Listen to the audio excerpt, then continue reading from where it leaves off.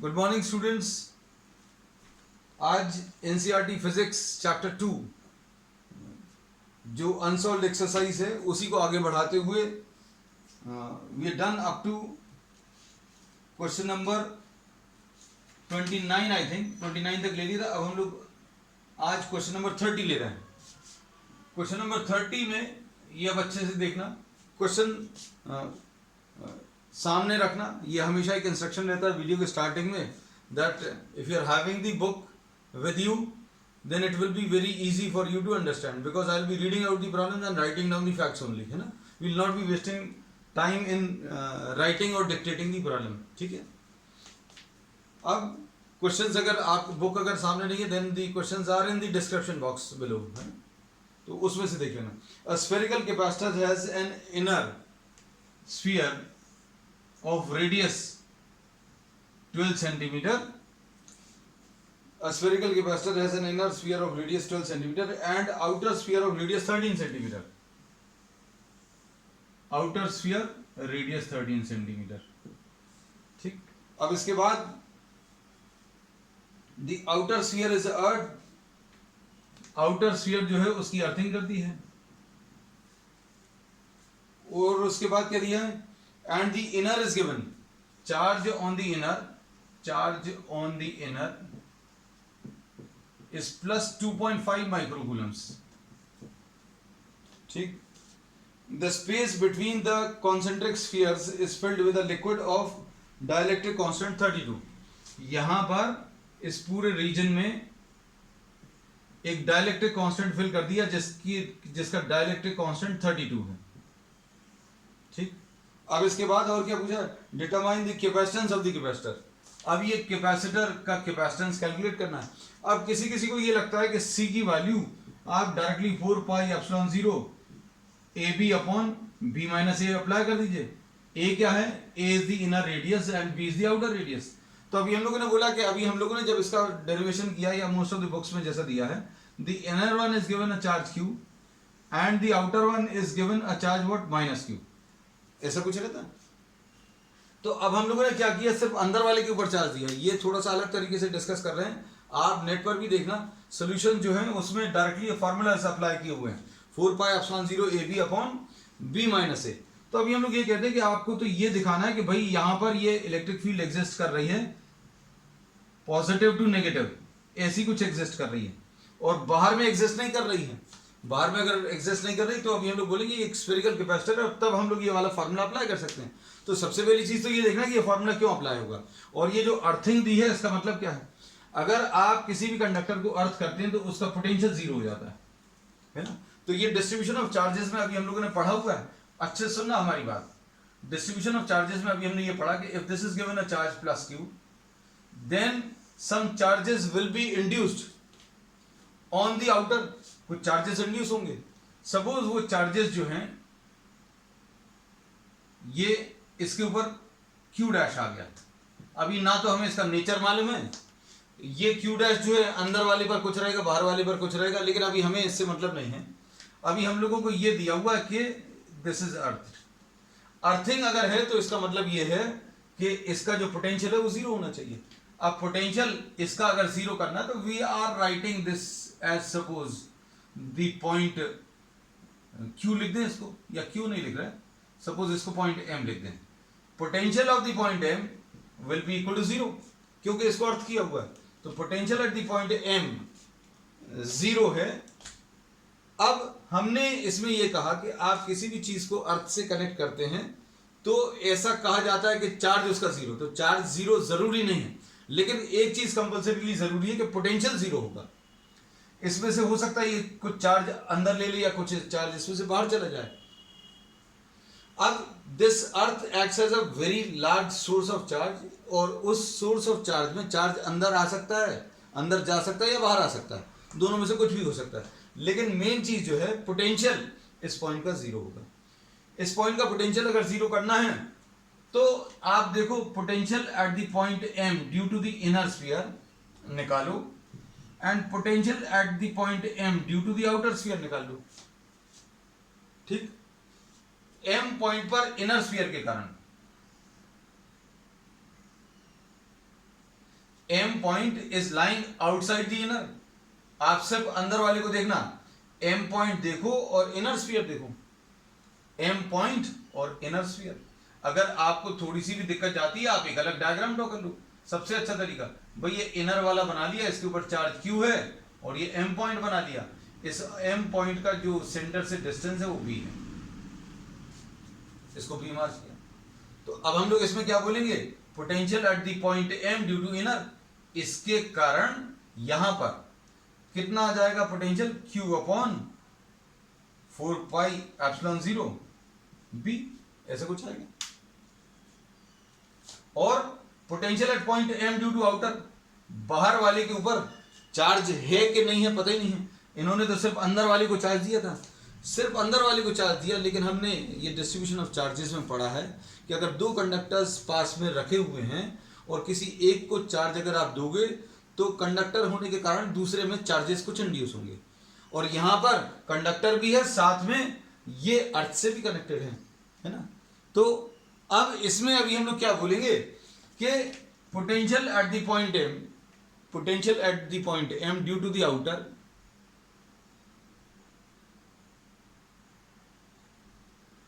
कैसे मिलेगा, potential at the point M due to outer, outer वाला स्फीयर देखो और आउटर वाले स्फीयर के कारण एम पॉइंट पर पोटेंशियल देखो, तो ये कितना आ जाएगा, Q dash upon 4 pi epsilon 0 B. ये आउटर वाले के ऊपर चार्ज क्यू डैश है और आउटर वाले का रेडियस है और ये मिलाकर 0 है। अब आप अगर आप इसको सिंप्लीफाई करोगे तो क्या मिलेगा बेटा, Q upon 4 pi epsilon 0 B is equal to minus Q dash upon 4 pi epsilon 0 B. इसका मतलब क्या है, 4 पाई एप्सिलॉन 0 कैंसिल होगा तो क्यू डैश की वैल्यू किसके बराबर आ जाएगी, माइनस क्यू के बराबर आ जाएगी। क्यू डैश किसके बराबर आ गया, माइनस क्यू के बराबर। तो अब ये हमें पता चल गया कि अगर आपने इसको चार्ज क्यू दिया तो इसके ऊपर माइनस क्यू चार्ज आएगा। अब माइनस क्यू कैसे डिस्ट्रीब्यूट होगा ये भी अभी हम बता दें। ये प्लस क्यू है तो अंदर वाले के ऊपर ये जो बाहर वाला शेल है या बाहर वाला कंडक्टर है उसके इनर साइड पर माइनस क्यू आएगा और बाहर वाले के ऊपर 0 आएगा। क्यों, क्योंकि बाहर वाले के ऊपर टोटल चार्ज, बाहर वाले के ऊपर टोटल चार्ज अभी हम लोगों ने कैलकुलेट करके बता दिया, बाहर वाले के ऊपर टोटल चार्ज कितना है, माइनस क्यू है। तो इससे क्या कह सकते हैं, अब हम लोगों को ये पता चल गया कि अगर आपने इनर स्फीयर को प्लस क्यू दिया तो आउटर वाले के ऊपर माइनस क्यू अपने आप इंड्यूस हो जाएगा। क्यों इंड्यूस हो जाएगा, because this is connected to the earth. और ये माइनस क्यू कहां पर आएगा बेटा, इनर सरफेस पर आएगा। तो इलेक्ट्रिक फील्ड अब कहां पर एग्जिस्ट कर रही है, इलेक्ट्रिक फील्ड जो है between the two conductors exist कर रही है, और इलेक्ट्रिक फील्ड एग्जिस्ट कर रही है मतलब पोटेंशियल डिफरेंस है। मतलब ये जो है स्फेरिकल कैपेसिटर का डेरिवेशन अभी हम लोग लगा सकते हैं, है ना। तो ये अभी हम चाहते तो आपको डायरेक्टली ये कैलकुलेशंस करके बता सकते थे कि भाई ये फॉर्मूला आप डायरेक्टली लगा दीजिए। कौन सा वाला formula, 4 pi epsilon 0 A B upon B minus A. लेकिन अभी हमने ये इसको इतना सारा इसलिए समझाया क्योंकि स्फेरिकल कैपेसिटर में आप क्या करते हैं, अंदर में प्लस क्यू होता है और बाहर वाले में माइनस क्यू होता है। लेकिन इधर माइनस क्यू बाहर वाले में दिया नहीं था, हमने प्रूव करके बताया कि बाहर वाले में माइनस क्यू आएगा। अब इसमें हमें यह पता चल गया कि अब आप ये फॉर्मूला अप्लाई कर सकते हैं। अब इस फॉर्मूला में अगर आप देखो बेटा तो C कितना आ जाएगा, 4 पाई एप्सिलॉन 0 ए कितना है इसका 12/100 और B कितना है बेटा 13/100 अपॉन B माइनस ए यानी 13/100 माइनस 12/100। ठीक है, अब आप इसको सिंप्लीफाई कर लो। सिंप्लीफाई करने पर ये वैल्यूज कितनी आएंगी, ये अब हम शायद ना कैलकुलेट करें तो ज्यादा अच्छा है। ये कितना आ जाएगा 4 पाई एप्सिलॉन 0 की वैल्यू, इसको अभी हम ज्यादा प्रेफर करते हैं कैसा 1/4 पाई एप्सिलॉन 0 ऐसा लिख लो, है ना। ऐसा क्यों, क्योंकि 1/4 पाई एप्सिलॉन 0 की वैल्यू मालूम है। अब ये कितना है 156 एक 100 कैंसिल हो गया, जो एलसीएम लेंगे उसमें एक 100 कैंसिल हो जाएगा, 156/100 आएगा और नीचे 1 आएगा, और ये कितना आ जाएगा आप सॉल्व कर सकते हो। ये आ जाएगा कितना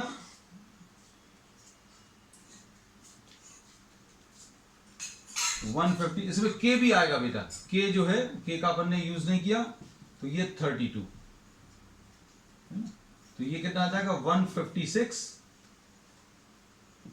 इंटू 32, और नीचे कितना आ जाएगा 9 इंटू 10⁻⁹। ठीक, अब आप क्या करेंगे, इसको सिंप्लीफाई कर लेंगे। सिंप्लीफाई करने में 100 जो था ये वाला 100 छूट गया, इसको नीचे लिख लें।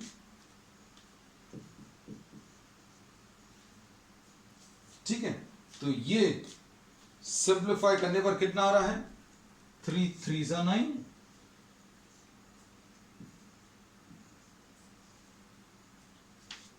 तो ये सॉल्व करने पर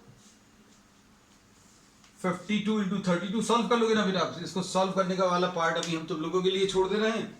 सो the answer to this is 5.55 into 10⁻⁻ कितना 10⁻⁻⁹ फैराड्स। और आ भी जाएगा, देखो जरा ध्यान से, ये 3 है, ये 32 है, आप इसको अगर आप 30 भी मान ले तो 10 आ जाएगा, मतलब 5 कुछ आना है।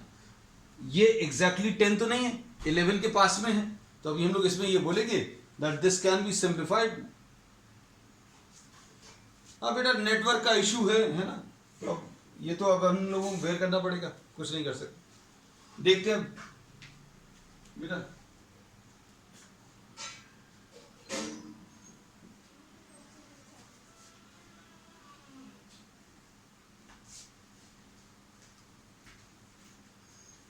अब इसके बाद सेकंड वाले पार्ट में अभी हम लोग देखें।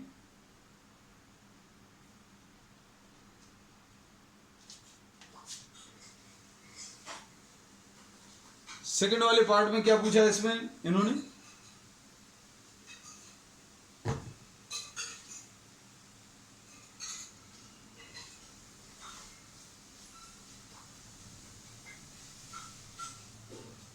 हाँ अब देखो सेकंड पार्ट में, सेकंड पार्ट में इन्होंने कहा what is the potential of the inner sphere.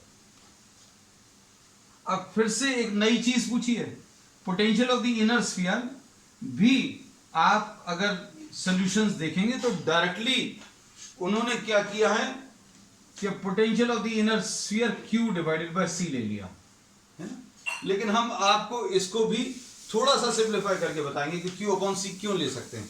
C की वैल्यू तो अभी हम लोग निकाल चुके हैं, C की वैल्यू कितनी है K 4πε0 AB upon B minus A, इसमें A की वैल्यू 12 है, B की वैल्यू 13 है और K की वैल्यू 32 है।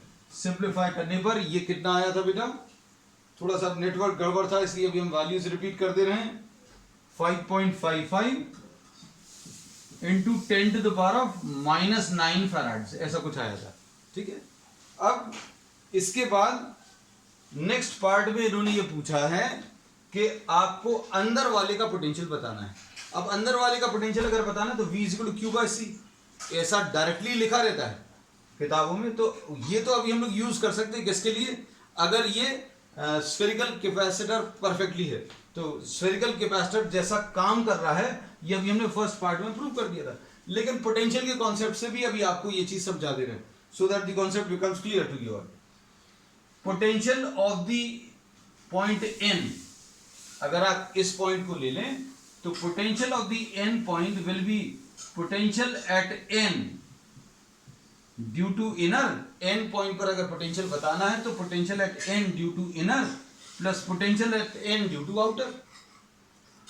n पॉइंट पर इसके कारण, ये पॉइंट तो इसके सरफेस पर लाई कर रहा है, इसके ऊपर चार्ज q है और इसका रेडियस a है, तो ये कितना आ जाएगा Q/4πε0a। एक स्टेप और लगेगी लेकिन कॉन्सेप्ट हमेशा के लिए क्लियर हो जाएगा। n पॉइंट पर आउटर के कारण, n पॉइंट पर आउटर, तो आउटर स्फीयर आप बना लीजिए आउटर स्फीयर के ऊपर चार्ज कितना था अभी हम लोग निकाल चुके हैं।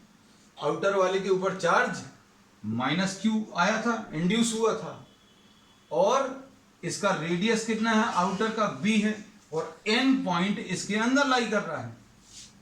तो अंदर वाले किसी भी पॉइंट पर पोटेंशियल उतना ही होता है जितना सरफेस पर। तो एन पॉइंट पर अगर पोटेंशियल बताना है तो कितना आएगा बेटा, माइनस क्यू अपॉन 4πε0b। कहने का मतलब ये है q अपॉन 4πε0 कॉमन आएगा और 1 upon A minus 1 upon B, ऐसा कुछ मिलेगा। ये potential of the inner, N point जो है अंदर वाले के ऊपर है, इसलिए हम लोगों ने इसको potential of the inner sphere बोला। अब इसको देखो ध्यान से, इसमें v equal to Q upon 4πε0, b minus A upon A B है, इसको आप इधर ले जाइए 4πε0 ए बी, सॉरी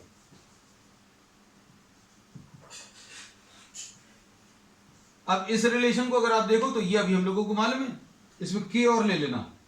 इसमें अगर आप इस रिलेशन को देखो तो ये वाला रिलेशन किसका है, c का है ना। तो इसलिए ये रिलेशन अभी हम लोग डायरेक्टली यूज कर सकते हैं कि v की वैल्यू अगर निकालना है तो q divided by c।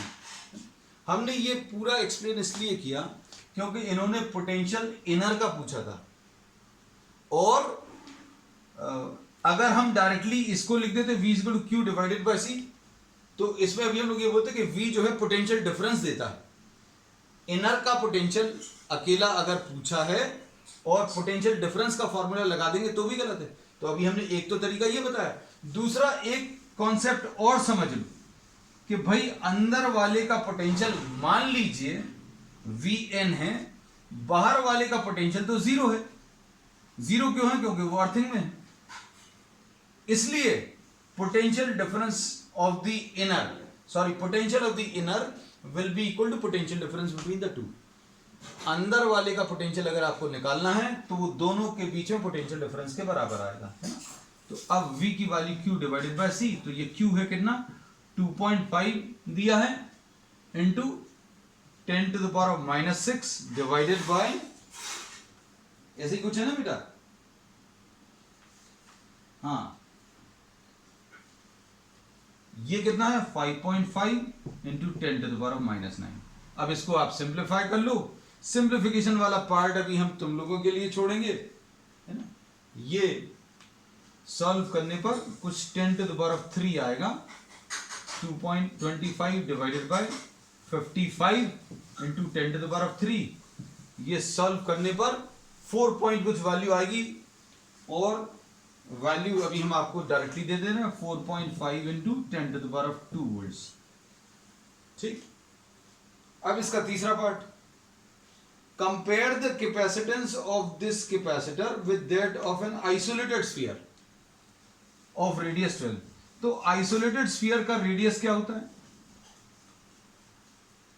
Isolated sphere का रेडियस, सॉरी आइसोलेटेड स्फीयर का कैपेसिटेंस जिसका रेडियस 12 है, r की वैल्यू अगर आपने 12 ले ली तो आइसोलेटेड स्फीयर का जो कैपेसिटेंस है 4πε0 r होता है, और ये कितना आ जाएगा 1/1/4πε0। हमें लिखना अच्छा लगता है, क्यों, क्योंकि 1/4πε0 की वैल्यू अभी हम लोगों को मालूम है, और ये कितना आ जाएगा बेटा 1/9 into 10 to the power 9 into 12 divided by 100। तो ये सॉल्व करने पर ये तो आसानी से सॉल्व हो जाएगा, ये हम सॉल्व कर ही दे रहे। जो कैलकुलेशंस बड़े हैं उसमें समय नहीं खराब करेंगे, इसलिए 4/3 इंटू 10 टू द पावर -11। और कैपेसिटेंस पूरे अरेंजमेंट का कितना आया था, ये यहां कहीं पर लिखा था 5.55 इंटू 10 टू द पावर -9। पूरे कैपेसिटर का इतना आया था, एक आइसोलेटेड स्फीयर का इतना आया। इनमें से कौन सा कम कौन सा ज्यादा है, तो पूरे कैपेसिटर का ज्यादा है, कितना, लगभग 100 टाइम ज्यादा है। क्योंकि अगर आप 100 से मल्टीप्लाई करोगे तो 10⁻9 आएगा, 10⁻−9 आएगा, है ना। तो ये इसके रीजंस अभी हम लोग प्रिंसिपल्स में थ्योरी क्लासेस में पढ़ चुके हैं कि अगर एक कंडक्टर की जगह आप 2 कंडक्टर्स पास पास में रखें तो चार्ज स्टोरिंग कैपेसिटी जो है बढ़ जाती है, और ये कैलकुलेशंस करके भी आपको इस प्रॉब्लम में बताया है। तो एनसीईआरटी के प्रॉब्लम्स की खासियत ये है कि प्रॉब्लम्स तो हैं ही, साथ में उनसे बहुत सारे कॉन्सेप्ट्स भी क्लियर होते हैं। अगर आपने सिर्फ अंदर वाला स्फीयर लिया होता तो उसका जो कैपेसिटेंस है वो इतना कम आता, लेकिन आपने एक कंडक्टर और बाहर लगा दिया और उसको अर्थ से कनेक्ट कर दिया।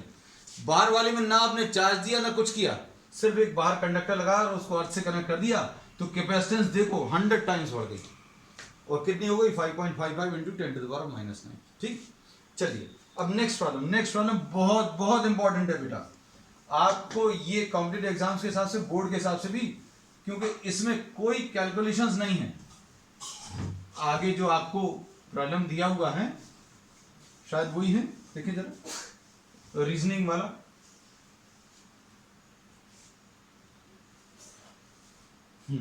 अब इसमें बहुत सारे पार्ट्स हैं। क्वेश्चन नंबर 2.31 ए, इसमें है कितने, A B C D E F G, इतने सारे पार्ट्स हैं, है ना। तो ए पार्ट अभी हम लोग सबसे पहले ले रहे हैं। ए पार्ट में क्या बोला है, 2 large conducting spheres carry charge Q1 and Q2। ये 2 स्फीयर्स हैं, अगर ये छोटे स्फीयर्स हैं, बहुत छोटे स्फीयर्स हैं, इसमें दिया है 2 लार्ज स्फीयर्स, हम इनको छोटा बना रहे हैं, इनके बीच का जो डिस्टेंस है वो r है, इसके ऊपर चार्ज Q1 और Q2 है। फॉर 2 स्मॉल स्फीयर्स f की वैल्यू कितनी आ जाएगी, Q1 Q2 अपॉन 4πε0 r², ऐसा कुछ आए। अब सुनना बेटा अच्छे से, अब अगर स्मॉल स्फीयर्स की जगह अगर आपने बड़े स्फीयर्स ले लिए, ये बड़े स्फीयर्स को अगर आप पास में लेकर आएंगे तो जो चार्ज पूरे में डिस्ट्रीब्यूटेड था वो अब क्या होगा, रिपेल करेगा। Since these are 2 charge conducting spheres, ये 2 चार्ज कंडक्टिंग स्फीयर्स है और इनके ऊपर पॉजिटिव चार्ज है, तो ये पॉजिटिव चार्जेस एक दूसरे को रिपेल करेंगे। तो अब ये जो चार्ज अभी हमने एक को दिया था, ऐसा कुछ, ऐसे 2 को अगर हम पास में लेकर आएंगे तो पॉजिटिव चार्जेस रिपेल करेंगे। अब पॉजिटिव चार्जेस अगर रिपेल करेंगे तो ये यहां कहीं पर ऐसे कलेक्ट हो जाएंगे, ऐसे। इसके पूरे चार्जेस जो हैं, जो अभी हमने इस पूरे स्फीयर पे यूनिफॉर्मली डिस्ट्रीब्यूटेड थे, पूरे में यूनिफॉर्मली डिस्ट्रीब्यूटेड थे, अब क्या होगा, इन 2 कंडक्टर्स को पास में लाने पर इसके चार्जेस रिपेल करेंगे, यहां पर कोई चार्जेस नहीं बचेंगे। चार्जेस क्यों नहीं बचेंगे, क्योंकि पास में लाने पर वो चार्ज रिपेल करेंगे, और चूंकि ये कंडक्टर है, कंडक्टर में चार्जेस चल सकते हैं, तो सारे चार्जेस जो हैं इसके दूर की तरफ कलेक्ट हो जाएंगे, और दूर की तरफ अगर कलेक्ट हो गए तो इस पूरे पॉजिटिव चार्ज का सेंटर अभी यहां कहीं पर लाई कर रहा था, लेकिन अब क्या होगा, ये पॉजिटिव चार्ज का सेंटर C1 और C2 पर ना आकर थोड़ा सा शिफ्ट हो जाएगा, C1 डैश और C2 डैश, क्योंकि चार्जेस अगर दूर दूर आ गए, चार्जेस जो थे पहले ऐसे कुछ थे, अब सारे के सारे चार्जेस कहां पर आ गए बेटा, ऐसे कुछ आ गए। अगर सारे के सारे कुछ ऐसे आ गए तो इसका सेंटर अभी आप यहां नहीं मान सकते, इसकी जो इफेक्टिव पोजीशन है वो थोड़ा बाहर की तरफ शिफ्ट हो गई। तो मतलब क्या होगा, अब इनके बीच में जो डिस्टेंस है वो डिस्टेंस बढ़ जाएगा। तो 2 कंडक्टिंग स्फीयर्स को अगर हम पास में ला रहे हैं तो चार्जेस के रिपल्शन के कारण वो यूनिफॉर्मली डिस्ट्रीब्यूटेड जो चार्ज था अब वो दूर दूर पर हो जाएगा, और दूर दूर पर अगर हो गया मतलब क्या होगा, r dash will be greater than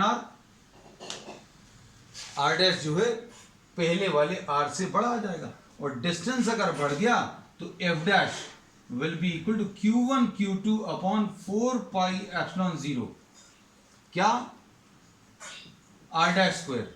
F dash की वैल्यू क्या हो जाएगी, डिक्रीज हो जाएगी।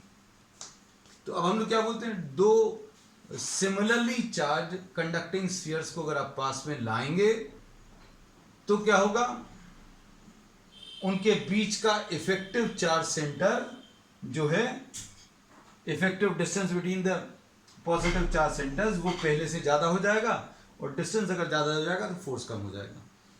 ये चीज अभी हमने दो पॉजिटिव चार्जेस के लिए बोली है, यही सेम चीज नेगेटिव चार्जेस के लिए भी अप्लाई होगी। अगर दोनों चार्जेस नेगेटिव होते तो भी यही लॉजिक लगता, लेकिन अगर एक पॉजिटिव है एक नेगेटिव है तो क्या होगा, अगर एक पॉजिटिव है एक नेगेटिव है, इसके ऊपर पॉजिटिव चार्जेस हैं, इसके ऊपर नेगेटिव चार्जेस हैं, तो इनके चार्जेस क्या होंगे, एक दूसरे को अट्रैक्ट करेंगे, तो इसके सारे पॉजिटिव चार्जेस यहां की तरफ कलेक्ट हो जाएंगे और इसके सारे नेगेटिव चार्जेस यहां की तरफ। अब सारे चार्जेस अगर यहां पर आ गए तो इनका effective centre C1 double dash और इसका effective centre C2 double dash, ये R डबल डैश पहले से कम हो जाएगा। पहले से कम मतलब पहले ये C1 और C2 था डिस्टेंस बिटवीन द सेंटर्स, अब ये डिस्टेंस बिटवीन द सेंटर्स जो है क्या होगा, पहले से कम हो जाएगा। पहले इतना था, अब ये सारे चार्जेस अट्रैक्ट होकर इधर की तरफ आ गए, पास पास में आ गए, पास पास में आ गए, मतलब इनके बीच का डिस्टेंस कम हो गया। डिस्टेंस कम हो गया मतलब क्या होगा, फोर्स। फोर्स कितना आएगा बेटा, this will be equal to Q1 Q2 upon 4 pi epsilon 0 R double dash का स्क्वायर, और डिस्टेंस चूंकि कम हो गया है इसलिए फोर्स बढ़ जाएगा।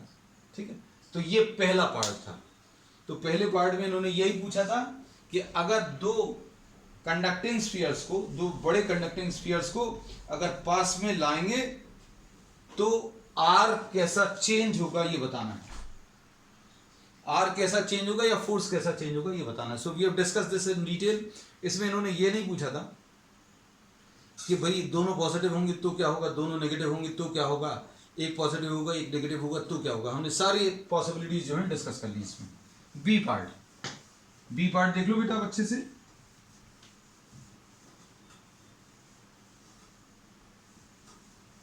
इसमें बहुत सारे कॉन्सेप्ट अप्लाई होते हैं इस क्वेश्चन में। B part, if Coulomb's law इन्होंने कहा है 1/r² होता है ना,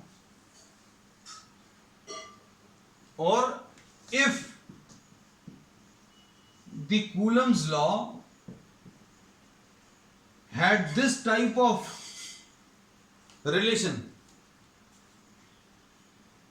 अगर किसी इमेजिनरी कंडीशन में अगर अभी हम लोग ऐसा मान लें, कि भाई कूलम्स लॉ जो है वो 1/r² मतलब इनवर्सली प्रोपोर्शनल टू r² की जगह इनवर्सली प्रोपोर्शनल टू r³ होता, तो क्या गॉस लॉ ट्रू होता? तो ये अभी हम लोग डिस्कस कर ले रहे हैं। अब देखो ध्यान से, इसमें अभी हम लोग ये कहते हैं कि गॉस लॉ है क्या, basically flux is equal to net charge divided by epsilon 0, ऐसा कुछ होता है ना। अब इसमें अच्छे से सुनना बेटा, बात को समझने की कोशिश करना। फ्लक्स क्या है, E into ds into cos theta is equal to net charge divided by epsilon 0। Electric field का रिलेशन कैसा आता है, इलेक्ट्रिक फील्ड का relation force divided by charge, ऐसा कुछ होता है बेटा। और चूंकि force Q1 Q2 upon 4 pi epsilon 0 r² होता है, इसलिए इलेक्ट्रिक फील्ड का जो रिलेशन आता है वो कैसा आता है, Q upon 4 pi epsilon 0 r²। मतलब इलेक्ट्रिक फील्ड जो है force inversely proportional to r square होता है, force inversely proportional to r square होता है, इसलिए electric field inversely proportional to r square होता। अब इससे फर्क क्या पड़ता है बेटा, अच्छे सुनना। आप इसको अगर देखें इस तरफ वाले टर्म्स को, तो इलेक्ट्रिक फील्ड में ये डायमेंशनल एनालिसिस का कॉन्सेप्ट अभी हम लोग बता रहे हैं डायमेंशन से, कि भाई इलेक्ट्रिक फील्ड अगर आप ले लें तो इलेक्ट्रिक फील्ड जो है this will B Q upon 4 pi epsilon 0 क्या आर स्क्वायर, ऐसा कुछ रहेगा। और ds इंटीग्रेशन ऑफ ds यानी एरिया, और एरिया स्फीयर अगर आप मान लें गॉसियन सरफेस को, तो ये 4 पाई आर स्क्वायर होता है। ठीक, अब हम लोग ये कहते हैं कि अगर आप डिस्टेंस बढ़ाते, जैसे मान लीजिए आपने ये एक चार्ज लिया, इसके चारों तरफ ये गॉसियन सरफेस लिया, इस गॉसियन सरफेस का साइज अगर आप बढ़ाएंगे तो क्या होगा, आर की वैल्यू बढ़ेगी। तो एक कॉन्सेप्चुअल क्वेश्चन वहां गॉस लॉ में भी आता था कि भाई अगर आपने साइज बढ़ा दिया तो फ्लक्स में क्या चेंज आएगा। तो अब ये लोग कहते हैं size of the Gaussian surface बढ़ाने पर there would have been no change in the flux. क्यों? क्योंकि अगर आप साइज बढ़ाओगे तो ये एरिया बढ़ जाएगा, क्योंकि अगर आपने साइज बड़ा कर दिया तो क्या होगा, रेडियस बढ़ेगा, रेडियस बढ़ेगा मतलब एरिया बढ़ जाएगा। लेकिन साइज बड़ा करने पर यहां पर इलेक्ट्रिक फील्ड आर अगर आपने बड़ा कर दिया तो ये कम हो जाएगा। मतलब अगर आपने साइज बढ़ाया तो एक वैल्यू बढ़ जाएगी, एक वैल्यू कम हो जाएगी, और दोनों का जो प्रोडक्ट है वो आर के ऊपर डिपेंड नहीं करेगा, और क्या आ जाएगा, Q अपॉन एप्सिलॉन 0 आ जाएगा, है ना। तो अब इसमें अभी हम लोग क्या बोलते हैं, ध्यान से सुनना बेटा, कि ये देखो Q अपॉन एप्सिलॉन 0 आ रहा है, राइट साइड में भी Q अपॉन एप्सिलॉन 0 आ रहा है। ये अभी हम लोगों ने डायमेंशनल एनालिसिस से बता दिया। अब इसमें अभी हम लोग ये कहते हैं कि फ्लक्स जो है वो size of the Gaussian surface के ऊपर डिपेंड नहीं कर रही है ना। फ्लक्स जो है size of the Gaussian surface के ऊपर डिपेंड नहीं कर रही। क्यों नहीं डिपेंड कर रही? क्योंकि अगर आप साइज बढ़ाते हो तो एरिया बढ़ता है लेकिन इलेक्ट्रिक फील्ड कम हो जाएगी, ये बढ़ जाएगा ये कम हो जाएगा, तो फ्लक्स सेम रहता है। अब अगर ये 1/r³ होता तो क्या आता, 1/r³, तो इसका जो रिलेशन आता बेटा कैसा आता,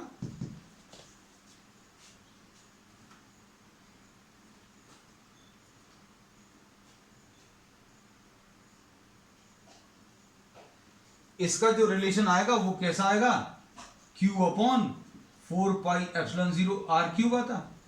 लेकिन एरिया जो है वो तो 4 पाई r स्क्वायर जैसा ही आता। मतलब ये फ्लक्स वाला जो टर्म है वो अभी तक कैसा आता था, इंडिपेंडेंट ऑफ आर के ऊपर डिपेंड नहीं करता था। लेकिन अब क्या होगा बेटा, अब अगर आपने गॉस लॉ में inversely proportional to r square की जगह इनवर्सली प्रोपोर्शनल टू r³ लिया होता तो इलेक्ट्रिक फील्ड वाले टर्म में, ये फ्लक्स वाले टर्म में इलेक्ट्रिक फील्ड Q/4 पाई एप्सिलॉन 0 r³ वैसी कुछ आता, एरिया अभी भी वैसे ही रहता, और ये net charge upon epsilon 0। Electric field Q/4 पाई एप्सिलॉन 0 r³ क्यों आ गया? क्योंकि अभी हमने बोला कि फोर्स अगर डायरेक्टली प्रोपोर्शनल टू 1/r² है या इनवर्सली प्रोपोर्शनल टू r² है तो electric field inversely proportional to r² होता। अब अगर कूलम्स लॉ में force inversely proportional to r³ होता तो इलेक्ट्रिक फील्ड भी इनवर्सली प्रोपोर्शनल टू r³ आती, और अगर ये इनवर्सली प्रोपोर्शनल टू r³ आता तो ये r² और r³ कैंसिल होकर ये यहां पर 1/r भी आ जाता और Q भी आ जाता और एप्सिलॉन 0 भी आ जाता, जबकि राइट साइड में सिर्फ क्या है, Q और एप्सिलॉन 0। मतलब फ्लक्स जो है अब size of the Gaussian surface के ऊपर भी डिपेंड करती। तो इस सब का कहने का मतलब क्या है कि अगर ये 1/r³ के ऊपर डिपेंड करता तो गॉस लॉ ट्रू नहीं होता। क्यों नहीं होता? अब इसका सिंपल तरीके से आंसर क्या बोलेंगे लास्ट में आप इसमें आंसर ये बोलेंगे कि अगर Coulomb's law inversely proportional to r square है, तो electric field inversely proportional to r square आता है। और फ्लक्स जो है आर के ऊपर डिपेंड नहीं करेगा, और लेफ्ट हैंड साइड और राइट हैंड साइड के डायमेंशन सेम आएंगे। लेकिन अगर inversely proportional to r cube है तो इलेक्ट्रिक फील्ड भी inversely proportional to r cube है। इलेक्ट्रिक फील्ड की जगह आपने ये रिलेशन रख दिया, ds की जगह एरिया में तो कोई चेंज नहीं आया, क्योंकि इलेक्ट्रिक फील्ड चेंज हो गई inversely proportional to r cube, area 4 pi r square है। तो अब क्या होगा, आर स्क्वायर कैंसिल होगा, मतलब यहां पर एक ये वाला टर्म जो है एक्स्ट्रा आ रहा है। क्यों? क्योंकि अभी तक क्या होता था, आर स्क्वायर और आर स्क्वायर कैंसिल हो जाते थे inversely proportional to r square होने के कारण, लेकिन यहां पर एक आर एक्स्ट्रा आ रहा है, इसलिए ये गॉस लॉ जो है ट्रू नहीं होगा इस केस में। ठीक है, नेक्स्ट इसके बाद थर्ड पार्ट। थर्ड पार्ट देखो अब इसका,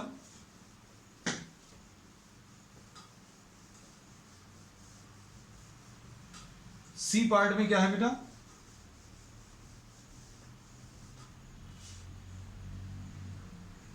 सी पार्ट में a small test charge is released at a point in a electrostatic field, will it travel along a field line passing through that point. अगर आपने एक टेस्ट चार्ज को छोड़ दिया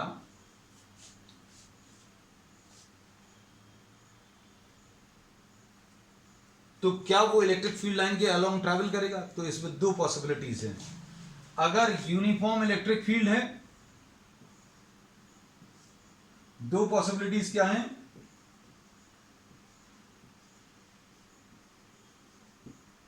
पहला यूनिफॉर्म इलेक्ट्रिक फील्ड, अगर ये यूनिफॉर्म इलेक्ट्रिक फील्ड है तो क्या होगा,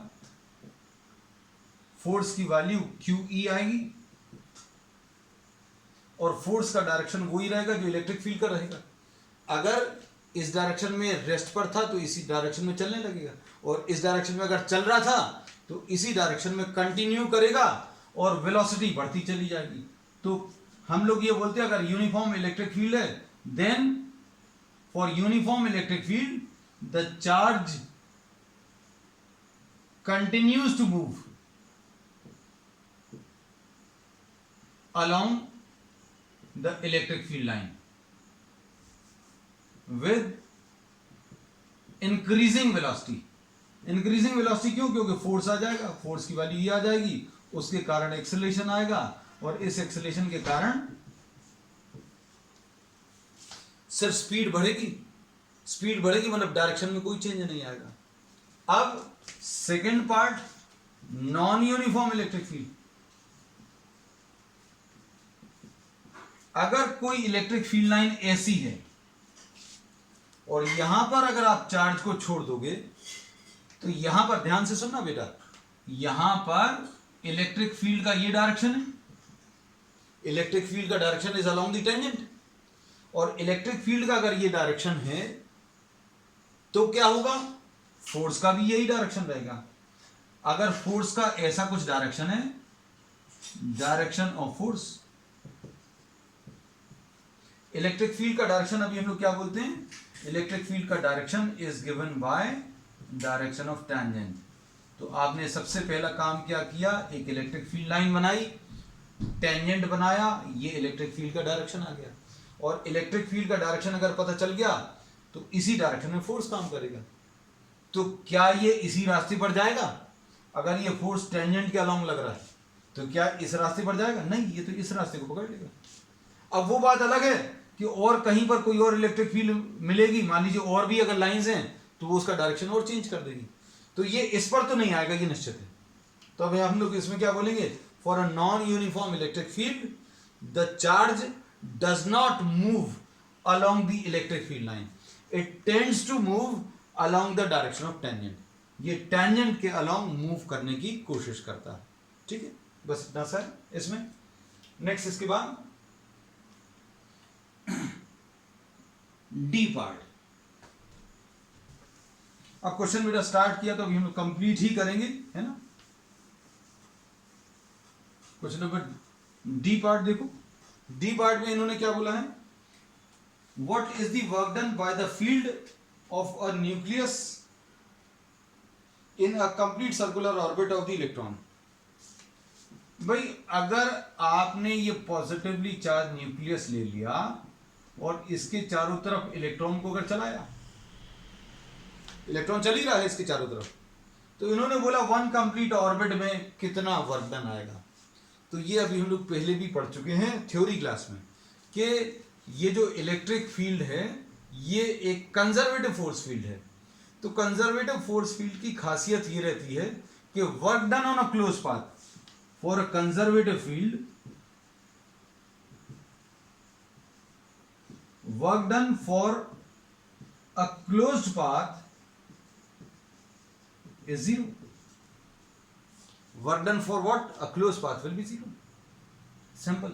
अब इसके बाद आप इसमें कभी भी ऐसा नहीं पूछेंगे कि क्लोज पाथ कैसा था, यहां से चलकर ऐसा चलकर अगर ये ऐसा आ गया, इलेक्ट्रॉन तो चलता ऐसा ही है, लेकिन हमने सिर्फ समझाने के लिए, अगर किसी इलेक्ट्रिक फील्ड में कोई चार्ज ऐसा चलकर वापस इधर आ गया, जहां से चला था वहां पर आया, जो चाहे वो रास्ता ले लो, कैसा भी क्लोज पाथ ले लो, जहां से चला था अगर वहीं वापस आ गया तो वर्क डन जो है जीरो आएगा। कंजर्वेटिव फोर्स फील्ड का एक और एग्जांपल है ग्रेविटेशन। ग्रेविटेशन भी कंजर्वेटिव है ना। अगर आप इसको यहां से उठाकर इधर लेकर आओगे तो work will be done against the gravity, यहां से यहां ले आए। और अगर आप इसको छोड़ देंगे तो क्या होगा, the system will perform the work and will move in downward direction, जहां से चले थे वहीं वापस आ जाएंगे। तो ऊपर ले जाने में एफर्ट लगाना पड़ा, और जो एफर्ट आप लगाते हैं वो इसके अंदर स्टोर हो जाता है, वो इसमें होगा। आपने इसको ग्रेविटी के अगेंस्ट उठाया, यहां तक लाने में वर्क किया, वो इसके अंदर स्टोर हो गया, और उसको एनर्जी, उस एनर्जी को अभी लोग पोटेंशियल एनर्जी बोलते हैं। और अगर आप छोड़ दोगे तो जो स्टोर्ड एनर्जी है उसके कारण ये वापस इनिशियल पोजीशन पे पहुंच जाएगा। तो वर्क डन कैसा आ जाएगा, work done will be zero, क्योंकि ये भी एक क्लोज पाथ है, जहां से चले थे वहीं वापस आ गए। हमने सिंपल एग्जांपल लिया था ऐसा, जहां से चले वहीं। अगर ये ऐसा कुछ चला है, मतलब ये ऐसा चलकर ऐसा कुछ आया है, तो भी ग्रेविटी के कारण जो वर्क है वो जीरो रहेगी। ठीक है, तो अब इसका आंसर कैसा रहेगा, आप एग्जामिनेशन में कैसा लिखोगे कि this electric field is a conservative force field and for any conservative force field work done for a close path will always be zero. ठीक, नेक्स्ट क्वेश्चन, ई पार्ट।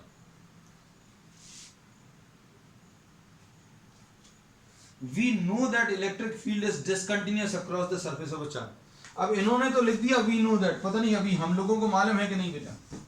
इन्होंने बोला कि we know that electric field is discontinuous।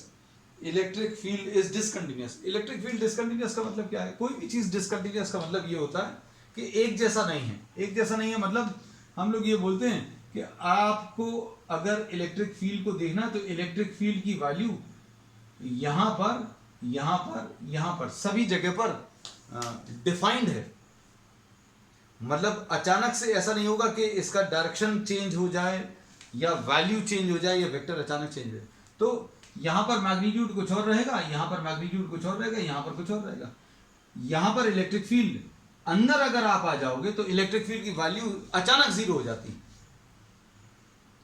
ये discontinuity अभी हम लोगों ने एक प्रॉब्लम में भी की है इसके इसी एक्सरसाइज में, कि भाई किसी चार्ज प्लेन के कारण यहां पर इलेक्ट्रिक फील्ड ऐसी कुछ होती है और अचानक यहां पर ऑन दी लोअर साइड वो ऐसी कुछ हो जाती है, तो ये डिसकंटिन्यूअस है। इसमें डिसकंटिन्यूटी कैसी है, अंदर इलेक्ट्रिक फील्ड की वैल्यू कितनी है, जीरो है, और जैसे ही आप सरफेस के थोड़ा सा बाहर आते हो तो अचानक कुछ वैल्यू मिल जाती है। और इलेक्ट्रिक फील्ड की वैल्यू कितनी होती है, सिग्मा अपॉन कितनी होती है बेटा, epsilon zero. Irregular shape conductor के लिए इलेक्ट्रिक फील्ड की value sigma upon epsilon zero होती है। तो ये इलेक्ट्रिक फील्ड कैसी रहती है बेटा, डिसकंटिन्यूअस रहती है। लेकिन क्या हम लोग पोटेंशियल के बारे में ऐसा कह सकते हैं, पोटेंशियल के बारे में पूछा ना, तो इसमें अभी हम लोग ये कहते हैं कि पोटेंशियल अगर आप यहां पर देखो, जैसे सपोज समझाने के लिए हम स्फेरिकल ले रहे हैं, अगर आप आपको डिसकंटिन्यूटी अगर इस सरफेस पर शो करनी है तो इस सरफेस के थोड़ा सा अंदर और थोड़ा सा बाहर चले जाओ, सेम वैल्यू है तो कंटिन्यूअस है। आप इसमें थोड़ा सा अंदर आ जाओ, थोड़ा सा अंदर माइन्यूटली, तो पोटेंशियल कितना आएगा? पोटेंशियल अंदर वाले पॉइंट पर उतना ही होता है जितना सरफेस पर, और अगर इधर आ जाओ सरफेस पर या सरफेस के बाहर आ जाओ तो भी इतनी वैल्यू रहेगी। तो पोटेंशियल कैसा है? एक कंटिन्यूअस क्वांटिटी है। क्यों? क्योंकि पोटेंशियल सरफेस के थोड़ा सा अंदर, सरफेस के ऊपर और सरफेस के बाहर सेम वैल्यूज होती हैं, Q/4πε0r। ये अपन लोगों ने थ्योरी पोर्शन में ये भी निकाला है कि अंदर पोटेंशियल सेम क्यों होता है, लेकिन इस क्वेश्चन के हिसाब से वो डेरिवेशन की जरूरत नहीं। इन्होंने तो सिर्फ ये पूछा है कि क्या पोटेंशियल कंटिन्यूअस है कि डिसकंटिन्यूअस है, इलेक्ट्रिक फील्ड कंटिन्यूअस है कि डिसकंटिन्यूअस है। उन्होंने तो लिख दिया कि we know that it is discontinuous, लेकिन डिसकंटिन्यूअस क्यों है ये अभी हमने बता दिया कि आप सरफेस के थोड़ा सा अंदर आओ इलेक्ट्रिक फील्ड निकालो, थोड़ा सा बाहर जाओ इलेक्ट्रिक फील्ड निकालो, सेम वैल्यू है तो कंटिन्यूअस है, नहीं है सेम तो डिसकंटिन्यूअस। तो थोड़ा सा अंदर आओगे तो इलेक्ट्रिक फील्ड 0 है, बाहर आओगे तो σ/ε0। पोटेंशियल के बारे में, थोड़ा सा अंदर आओगे थोड़ा सा बाहर जाओगे सेम वैल्यू है, कितनी है? Q/4πε0r। और ये क्या है? This is potential on surface and slightly inside and slightly outside. बहुत शानदार क्वेश्चन दिए हुए बेटा एनसीईआरटी में, इसकी खासियत यही है। तो ये पोटेंशियल एक कंटिन्यूअस क्वांटिटी है। चलो नेक्स्ट, एफ वाला पार्ट। एफ वाले पार्ट में क्या है बेटा? देखो एफ पार्ट में इन्होंने बोला what meaning would you give to the capacitance of a single conductor? अगर कोई सिंगल कंडक्टर दिया हुआ है तो उस सिंगल कंडक्टर के कैपेसिटेंस का मतलब हम लोगों को बताना है। कौन सा पार्ट है ये बेटा? सिंस द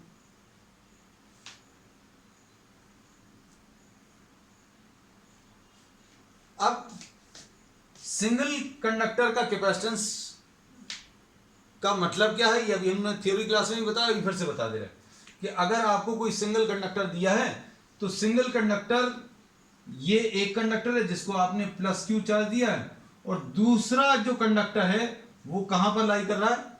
इन्फिनिटी पर लाई कर रहा है। मतलब इलेक्ट्रिक फील्ड इसकी एग्जिस्ट करेगी, कहां से कहां तक करेगी? पॉजिटिव से दूसरा वाला कंडक्टर कहां पर है? इन्फिनिटी पर। तो पॉजिटिव से नेगेटिव, मतलब ये इसकी इलेक्ट्रिक फील्ड वहां तक एग्जिस्ट करेगी। तो capacitance of an isolated single conductor is calculated by assuming the other conductor to be lying at infinity. ठीक है, इसका ये मतलब होता है।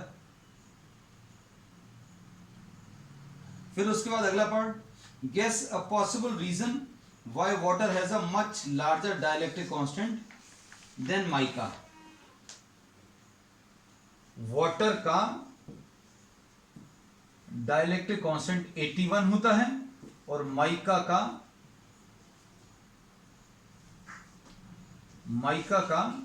डाइलेक्ट्रिक कांस्टेंट 6 होता है। तो इसमें अभी हम लोग ये कहते हैं कि इसका रीजन ये है कि इनके जो हाइड्रोजन और ऑक्सीजन के जो मॉलिक्यूल्स हैं उनका ओरिएंटेशन कुछ इस टाइप से है कि each molecule of water possesses a larger dipole moment. हमने बोला दोनों को अगर आप कंपेयर करें तो इसके हर मॉलिक्यूल का डाइपोल मोमेंट ज्यादा है। अगर डाइपोल मोमेंट ज्यादा है तो अभी हम लोग क्या बोलेंगे? ये नेट इफेक्टिव डाइपोल मोमेंट जो जनरेट करेगा when this is placed in an electric field. Electric field में अगर किसी डाइलेक्ट्रिक को रखते हैं तो डाइलेक्ट्रिक के अंदर एक नेट डाइपोल मोमेंट आ जाता है। और अभी हम लोग ये बोलते हैं कि डाइपोल मोमेंट जो आएगा that will depend on the amount of dipole moment possessed by each molecule. तो dipole moment possessed by each molecule of water is larger as compare to what mica. तो डाइपोल मोमेंट ज्यादा होने के कारण इसका जो डाइलेक्ट्रिक कांस्टेंट है वो ज्यादा आता है। ठीक है, that's all for today. We will continue with the remaining questions tomorrow. That's all.